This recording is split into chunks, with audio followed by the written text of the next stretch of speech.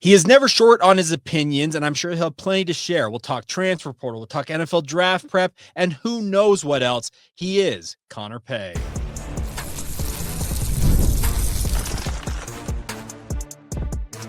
You are Locked On Cougars, your daily podcast on the BYU Cougars, part of the Locked On Podcast Network, your team every day. What's up, everybody? I'm Jake Hatch, your host here on Locked On Cougars, resident BYU insider. Thank you for making Locked On Cougars your first listen of the day. And as always, thank you to all of you who are everydayers with us right here on your original daily podcast focused on the BYU Cougars. Today's show is brought to you by our friends over at 5-Hour Energy. Head to 5hourenergy.com to find over 15 flavors to choose from. If you need one now, you can grab a 5-Hour Energy shot at your local grocery or convenience store. Stock up today and stay energized. All right, that man across from me digitally is the man, the myth, the legend. He is back on the podcast that, hey, let's be real, it made him famous. He is Connor Pay. And Connor, I want to start off by getting your thoughts on the madness that is the transfer portal. I know you never entered the portal, but here's the deal. We have had coaches on my radio show. I've talked with enough people that say that the contact that happens in season, out of season, and really any time of the year that anybody wants to contact guys about the transfer portal, NIL, and the like, it's nonstop. Can you lend some insight and help people understand, even from the football perspective, of how nutso it is? Yeah, I would say that definitely football and basketball are the worst when it comes to that. Like every offseason I got hit up by teams. And, you know, it got a lot easier for them when my little brother Austin started to get recruited heavily, because then they could just talk to like my dad about it on visits or something and be like, hey, like, is your older son, is he happy at BYU? All this stuff. Like we'd love to have him here and things like that. And so it's definitely happening. And, you know, but I think it goes from both sides. I think teams are doing it, but I also think players who are unhappy and know that they're going to enter the transfer portal are already talking to teams or they've reached out. And so I think it definitely goes both ways. But yeah, definitely was contacted every offseason. I was offered money to transfer. And, you know, so it's definitely the Wild West, that's for sure. And I'm sure his revenue share steps in, you know, this offseason, this summer. I'm sure it'll get regulated to a point where I can't imagine it, you know, going any other direction other than like the NFL with buyouts, you know, like with coaching contracts. Like the whole premise is like, yeah, well, the coaches are getting paid a lot of money and coaches can leave whenever they want. Why can't players? Well, if a team wants a coach that bad, they have to buy out their contracts. I think it's going to head in that direction somewhat, just to kind of help rein it in a little bit. But I don't know. It's been wild, but I think it was really crazy when it first started, and it hasn't really stopped. So. Well, and the thing is, it hasn't stopped, and I guess you can call it up the ante. Like the money just gets crazier and crazier. There are reports out there, Connor, in the basketball portal right now, top shelf guys, so considered the top tier basketball guys, they have agents demanding $3 million for their clients. It's absolutely insane. And you and I both know that some of these agents out there are taking 10, 15, 20, 25% of whatever they get these clients. So they're also looking out for number one as well, because the thing about the NFL agent model is it's at most, if I'm not mistaken, 3%, but more often it's like 1 or 1.5%. Yeah, but it's capped by the NFLPA at 3%. And that's the thing is, like, when it comes to agents, like the NFL Players Association has regulated that heavily. Yes. Like agents have to pass a certification and all kinds of things like that to be able to qualify to represent a player. Because, you know, I've had some friends and even some teammates, unfortunately, who have signed with NIL agents, and it's like they have no idea what they're doing. Especially, I think, at the high school level, I'd be really weary if there are any parents out there listening of high school recruits, of NIL agents coming in and promising you the world. Like, first of all, they're not going to be able to deliver. And second of all, they're going to take an unreal percentage. Whereas with revenue share, everyone's going to be getting most of that money anyway. Like you don't need an agent at the college level to negotiate for you. And so I don't know. It's interesting. And we even had, guys, teammates of mine get NIL agents, and they are some of the high school recruits, I should say, and they come in like, well, we'll handle this after they sign their NLI, their national letter of intent. And I just happened to be present when this agent was here, agent with quotation marks, and he had no idea what an NLI was. Like he didn't know what a national letter of intent was. And so it's like you just have to be really cautious. Right? There's a lot of people who are just trying to jump headfirst into the NIL world because it's new and they really don't know what they're doing, and they're taking advantage of these kids, unfortunately, and because most college and high school athletes have never had experience with this before, and so they'll listen to anybody. Thankfully, I had good people in my corner. My dad's a lawyer, and had some professional athlete friends who actually know how the agent world works, and they see some of these proposals that I was getting from NIL agents, and they were like, "Yeah, never talk to that guy again." Okay. Well, I guess it does help. Yeah, your dad does have that legal background. Number one. I mean, like you said, you have buddies that have been in the NFL. They can be like, "Yeah, we don't want that." Yeah. No, it's a wild deal. And like I said, I'm with you that the revenue share impact, that the House settlement comes into effect as soon as this coming Monday, April 7th. Now, the judge, Claudia Wilkins, she has to finally sign off on it. And it's to be determined when she actually signs off on it and when she will enforce it. But as soon as Monday, that goes into effect. And then once she signs that, as you mentioned, that revenue share, that starts July 1. And you mentioned that should, in theory, help you regulate some things. A lot of these schools are taking their collectives in-house. I know BYU's bringing the Royal Blue in-house. It doesn't mean that they're going to stop paying guys. It's just they're trying to get a better handle on it. And I'm with you. The market will balance out at some point, and I think the revenue share impact should help do that. Yeah, I agree. Well, I think revenue share is going to be stable.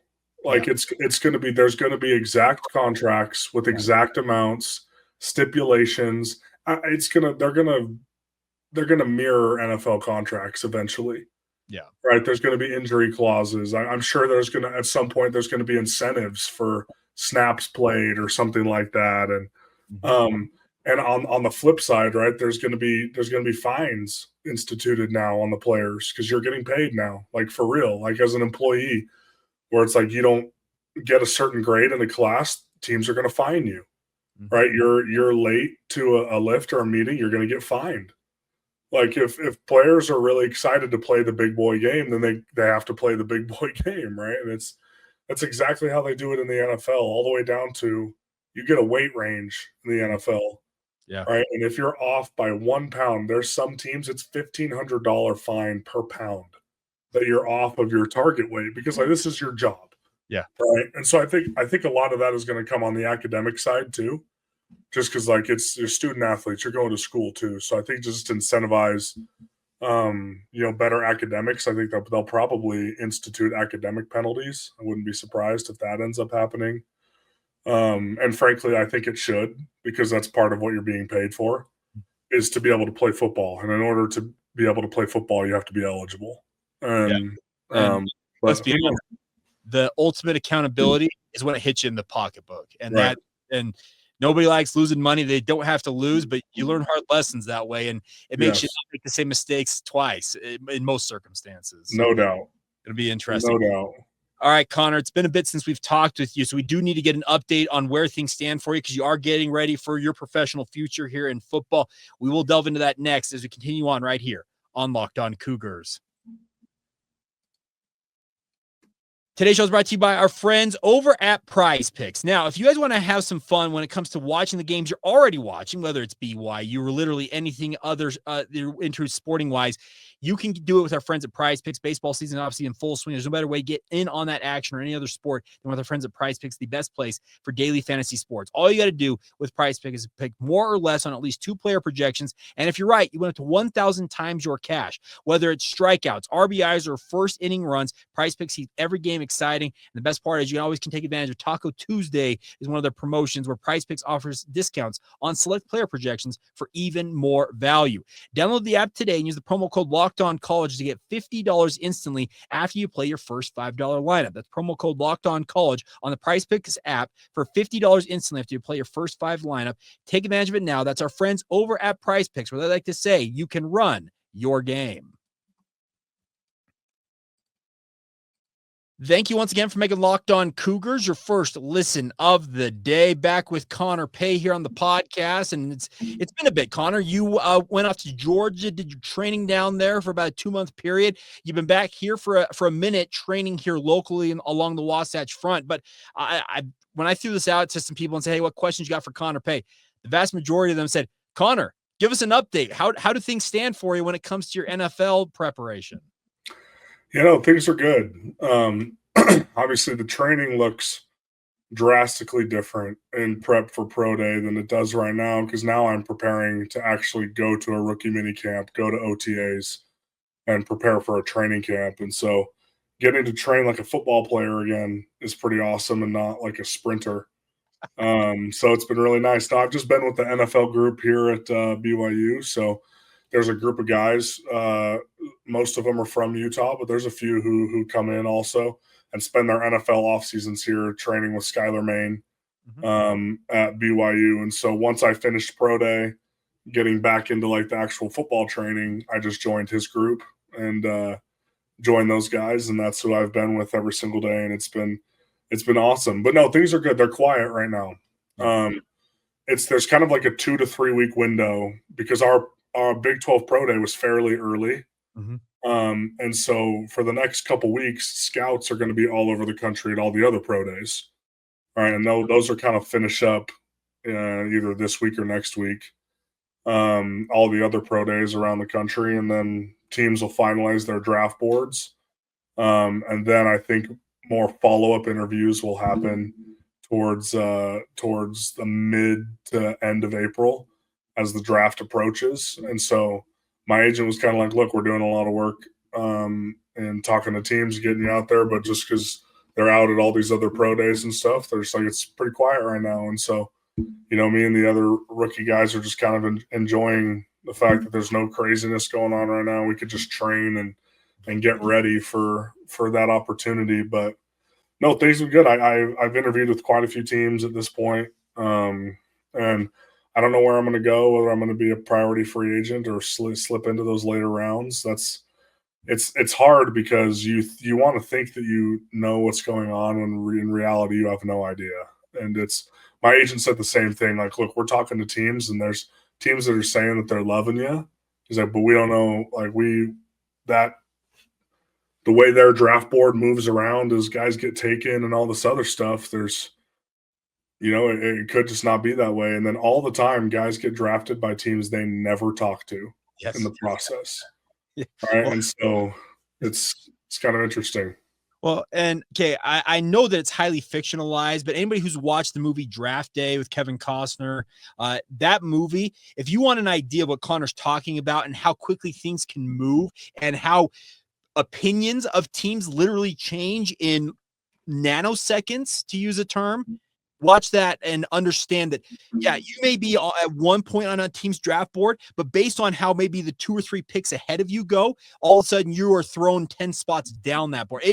It's nuts how quickly it changes. But the nice part is it's good to hear. I was going to ask you, well, what are your prospects? It's good to hear you're getting those interviews and you're getting feedback from these teams, because I think that's what everybody out there that's watching and or listening to this podcast, they want to know, well, Connor, how are things looking? So it's good to hear that it's trending positively. I also wanted to ask you, Big 12 Pro Day, it's a different format than a traditional pro day if it were held at BYU. It's more of a combine-like experience. Yeah. What was your overall takeaway? How did you like it? I thought it was good. Like I enjoyed it. I doubt that they'll do it again. Just because, they've had issues with it every year. This year it was kind of the technology that was monitoring our times was really poor and really inaccurate. And so, because everything's hand timed by the agents anyways. And so it was just, it was kind of interesting, but like it was a lot of waiting in between events and stuff like that, and just so many guys to get through. And so like even on the position work, it's like, we've got two groups. They split us in half, and we still had like 20 guys in each group. And so it's like you're getting one, maximum 2 reps of every indie drill. And so, I mean, for one, you just have to take advantage of the opportunity, right? And showcase what you can do in minimal reps. But at the same time, it's a little less personal and intimate than it would be if Pro Day was in Provo. Just because we have good enough players that I think we would pull almost every team, right? Would still come to Provo, and it's a lot more one-on-one. They have you do more things. And so, but on the flip side, being at the Big 12, every team was represented. Most teams had multiple scouts there. There were GMs there. There were other things. And so, on one side, you get more eyes on you. And then on the other side, it's less personal.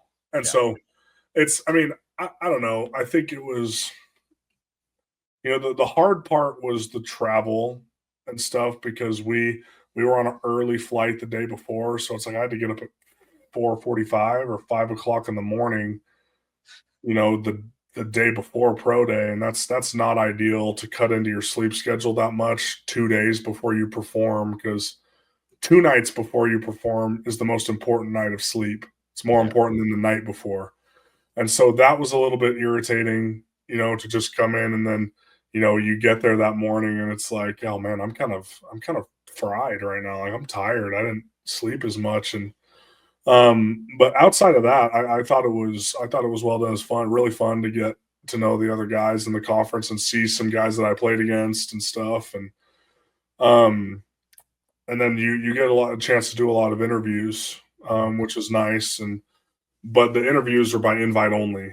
And so not everybody at Big 12 Pro Day interviewed. They said everybody needs to go back to their rooms. If a scout texts you, that's when you come down to the interview room. Other than that, they're like, it's invite only. So it was good. I got a chance to go down there and interview with 4 or 5 teams. And so that went well. And, just rubbing shoulders. But the biggest thing at Pro Day is, if we're being honest, the 2 most important things are the interviews and the position work. Correct. Yeah. It's the 2 most important things. And all the testing is just to check boxes. It's like, are you athletic enough to do this, right? Like, just don't throw up any red flags. And then if like, there's a couple things you're really good at, then it may help you a little bit.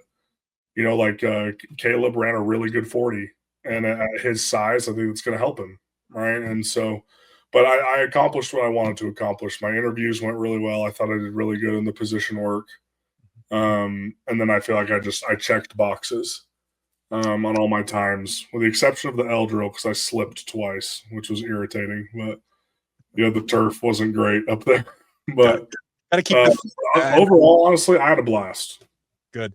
Now, this is one of my favorite things. I've talked with enough guys over the years. Those interviews can be a little interesting, to use that term. For sure. What was the craziest question? If you can get past along, what was the craziest question you were asked? Even if it wasn't in an interview at the Big 12 media, combine, or just in any of these interviews, what's the craziest question you've been asked so far? That's a good question. I don't know if I've been asked anything that I was like, oh wow, that's nuts. But I've been asked, like, if you could change one thing about yourself, like, what would it be? Okay. Like, that's kind of an interesting question. Mm-hmm. And there's a lot of, like, deep dives into your personality. Like, they'll keep pushing on certain things to kind of and a lot of it has to do with they're trying to figure out your temperament, your leadership style. There was one team that wanted to know my body weights for every season that I played at BYU. Okay. And in comparison to my off-season weights, I think it was just a roundabout way to see if for them to see if I could actually diet and control my weight, and if I wasn't sloppy in the off-season, that kind of stuff. But I don't know. I've been lucky so far, because I have heard some people that have been asked some crazy stuff. Honestly, I think just because of my reputation and having been around at BYU so long, so many scouts have come to practice and interact with me and interact with my coaches. My interviews have been really easy, where they'll come in, get a few things, and they'll be like, honestly, they're like, we don't have any red flags with you. Like this is going to be pretty simple, and so that's good. It means I think that means I did things the right way. Off the field at BYU, they're not concerned with anything, and well, here's the thing. I think they also understand that it's BYU, and they're thinking in their mind, how much trouble could these kids actually get in Provo, Utah? So I think exactly. But then there's also some that wanted to dive into the football stuff too, and it's like they had 6 or 7 clips pulled up from the season. They're like, okay, break it down. Okay. And that's my wheelhouse. So I was like, let's freaking rock and roll. I'll break down all 22 for you. Okay. And so that's what I did. A couple plays, breaking down everything down to the quarterback's responsibility and the receivers and everything. And then we stopped after play 2, and they were just like, "Yep, we've seen enough. You're as advertised." Okay. And so it's like that's good. To, like, hear a scout say that, like Yeah. that's like validating, because it's one thing you do not get at all in this process is any type of validation or reassurance of what's going on. And so it's like to hear a scout say, "Okay, yep, this is what we've heard about you." It's like, "Oh, you've heard that. Okay, well, awesome." Like that. Okay, so at least the positive things about my game are making it out there, right? Sure. So And I guess at the same time, you said the validation. Here's the deal. They're trying to find ways to push you down their list versus push you up. That's just a simple fact of life. This is an investment these franchises are making, and it costs millions, if not hundreds of thousands of dollars at minimum for them. So yeah, you make a very good point. They're not out there to be like, oh yeah, okay, no, they want to find a reason why to cross you off the list and put a red mark over your name versus being like, yeah, this is the guy we want. So I get all that. Yeah. right. All right. So, Connor, as we always do when we've had you on the podcast, I threw it out and asked people if they had questions for you, and people responded in mass.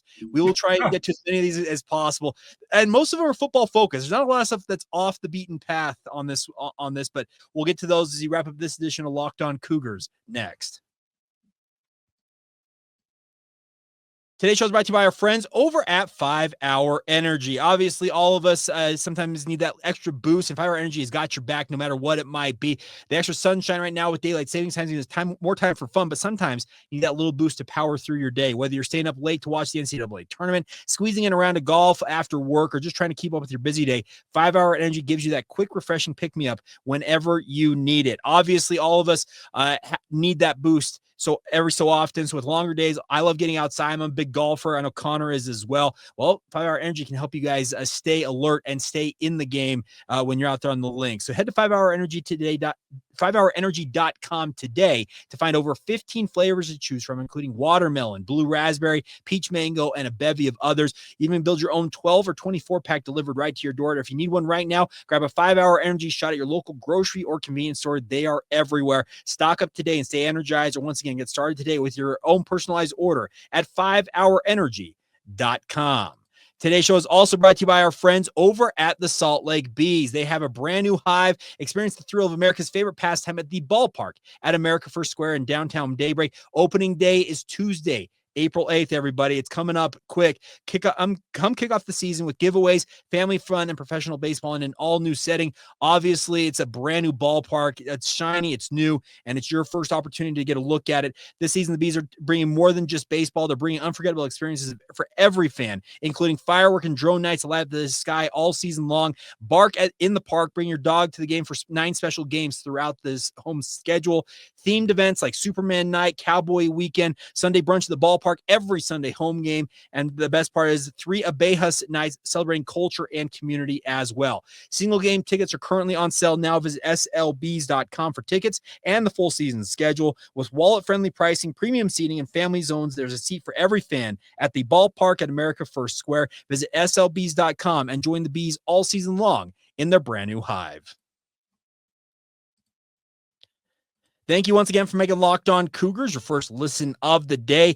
If you would like to be able to ask questions, the illustrious guests such as Connor Pay, make sure you join the Locked On Cougars Insider Group. We reserve that right for the members of the group, and that's who are going to be asking the questions. You can join the group by clicking the link on the show notes below. You get a 14-day free trial before you're charged anything. It's just $5 a month to be a part of the group. All right, Connor.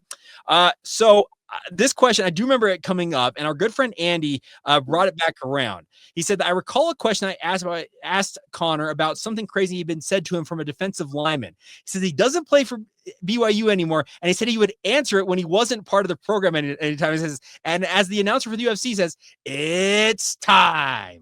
Do you remember this question? Yeah, I do.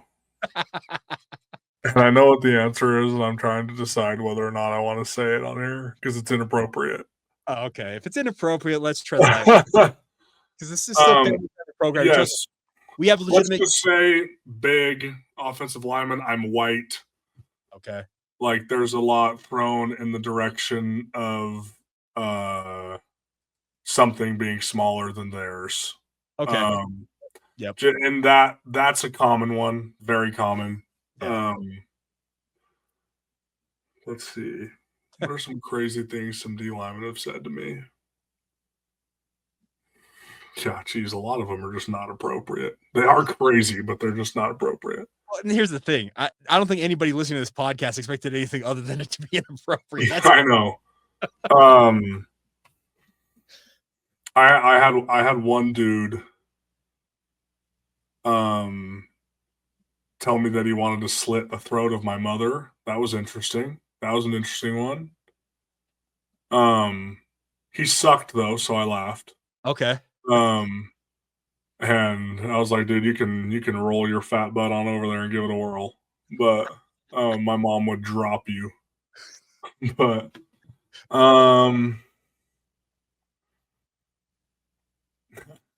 yeah. Okay. Well, I need to DM me on social media or something, and maybe I can share some of the funnier ones that are more. We're trying to keep the show family friendly, right? Andy, CPay70, just reach out. Connor will take care of you. He'll fill you in on the details. All right. Other questions that came in here. A good one here. When it comes to the situation you find yourself in as you get ready for the NFL draft, Scott Thomason would like to know this. He'd love to know which teams, if he's capable of passing along, are currently in talks with him. Come on, Scott. Scott can just text me. I know he could, but he wants to be a part, have some fun along the way. No, it's been good. There's a good long list of teams that I know are interested. I've been contacted by over a third of the league now. Cool. Which is good. My agent's kind of happy with where things are at too. It's been, I guess I can just list them. If I remember, I may forget a few of them, but because it's been over the span of, it's been months. Yeah. A couple months now, but the Raiders, the Broncos, the Chargers, the 49ers, the Cowboys, the Colts, the Seahawks, the Chiefs, the Dolphins, Green Bay, who else? I'm trying to think. How many was that? That's at least a 6, I think. No, that was 8, I think, is what we got. So okay, there was only a couple more. Yeah, but here's the thing. I think I can't remember. But it gives a sense of what everybody's looking at, because the teams you mentioned there, like I listened to every single one of them, Connor. They've all got a kind of common thread in my mind where I'm like, yeah, they run zone blocking concepts, and that's what Connor excels at because he did it his entire career at BYU. It's like, hey, right. No wonder teams look at that. Now, that doesn't mean you couldn't thrive in a man system if need be. You've done that, but I think teams understand that, hey, guys who have done it as long as Connor's done it in a zone concept, he's a plug and play type guy, and that's, I think, the advantage you have. Yeah, no, I agree with that. It's like you look at San Francisco's offense. Had a really good interview with them. It is very similar to the offense we ran at BYU. Sure. So, good question here from Travis. I want to know from Connor about the following. How did going to school at BYU and playing football there prepare him for his future, including to play professional football? In a ton of ways.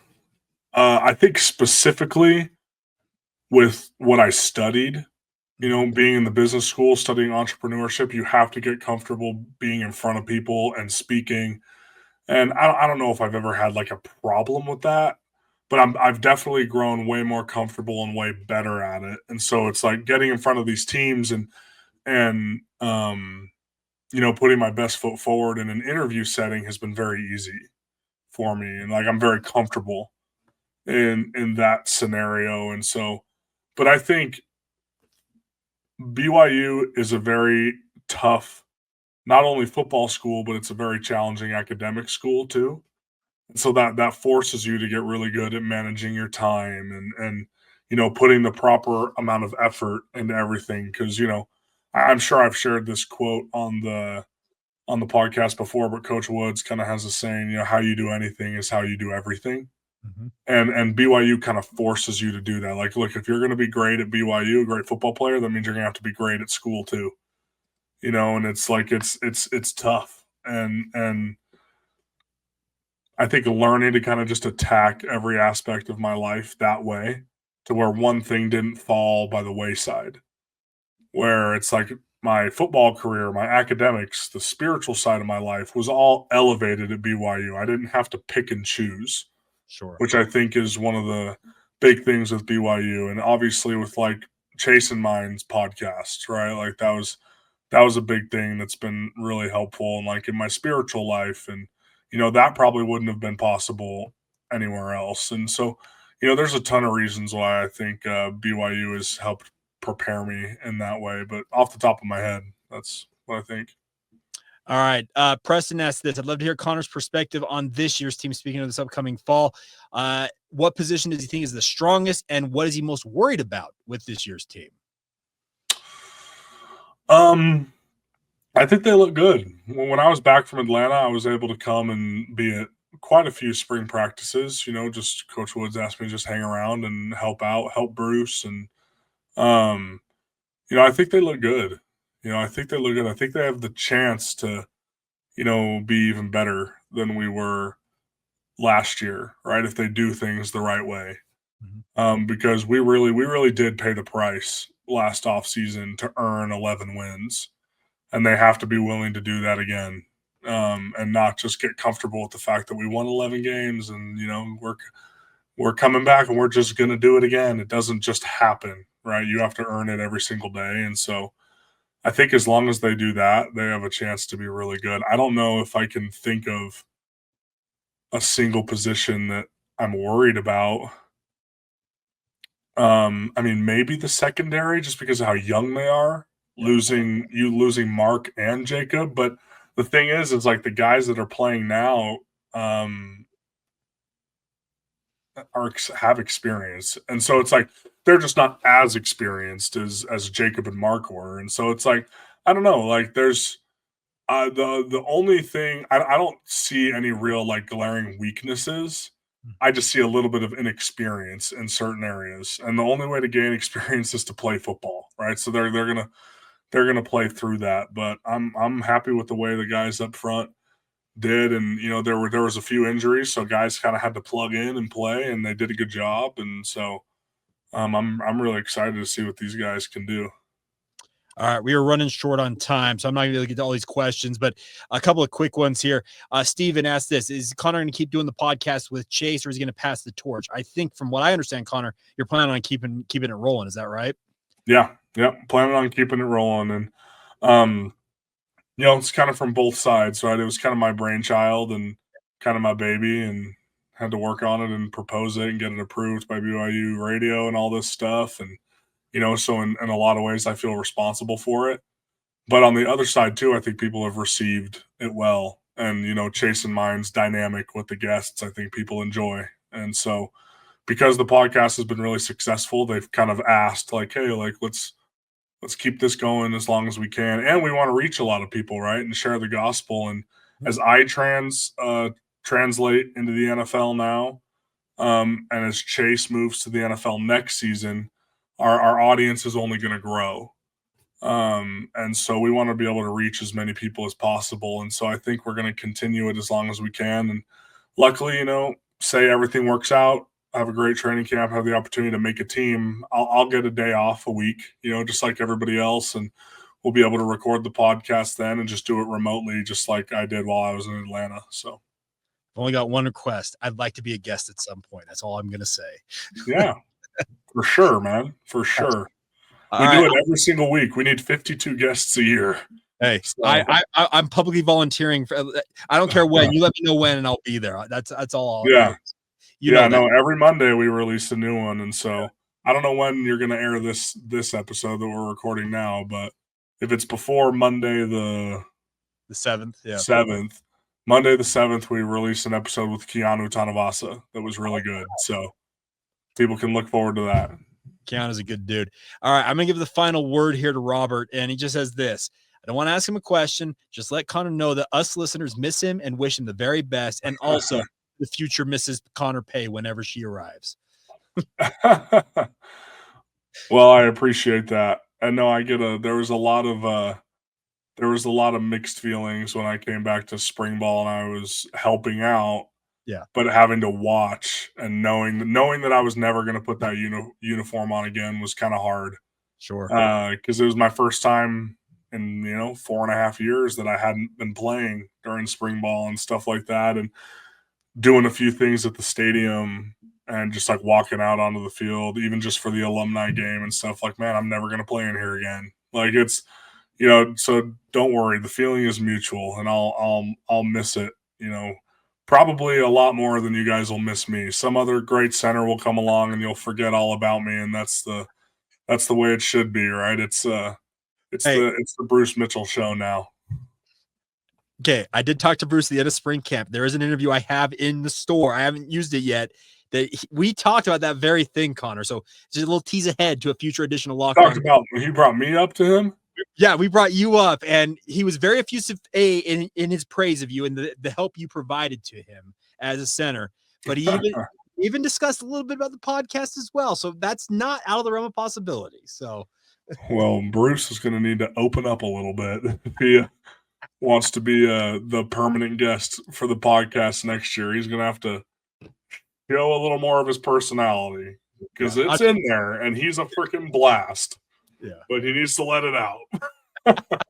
Well, Connor, it's been an absolute blast to have you back on the show. I don't think the last time we have you stop by, but hope it all goes well in the lead up to the draft. I'm rooting for you to sneak into the tail end of it, but even if it is as a priority free agent, wish you nothing but the best moving forward, and we will catch up with you as that gets a little bit closer. All right.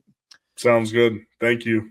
All right, that's Connor Pay. I'm Jake Hatch. Thank you, as always, for making Locked On Cougars your first listen of the day. Appreciate all of you guys for stopping by, making it your first listen of the day. And once again, as always, thank you to all of you who are everydayers here on the podcast. Have a great weekend, and we will talk to you guys again soon.